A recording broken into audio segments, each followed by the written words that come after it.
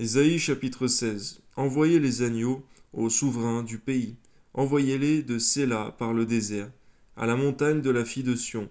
Tel un oiseau fugitif, tel une nichée effarouchée, telles seront les filles de Moab au passage de l'Arnon. Donne conseil, fais justice, couvre-nous en plein midi de ton ombre comme de la nuit. Cache ceux que l'on poursuit, ne trahis pas le fugitif. Laisse séjourner chez toi les exilés de Moab, sois pour eux un refuge contre les dévastateurs. Car l'oppression cessera, la dévastation finira, celui qui foule le pays disparaîtra, et le trône s'affermira par la clémence. Et l'on y verra siéger fidèlement dans la maison de David un juge ami du droit et zélé pour la justice. Permets-nous de toujours être amis du droit, Seigneur, et zélé pour la justice.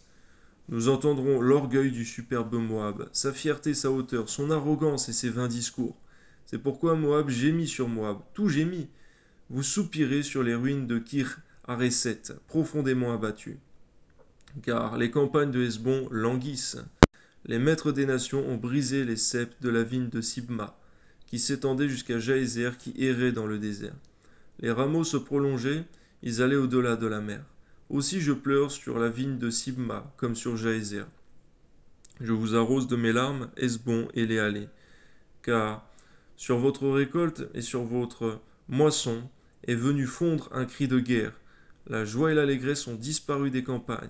Dans les vignes, plus de chants, plus de réjouissance.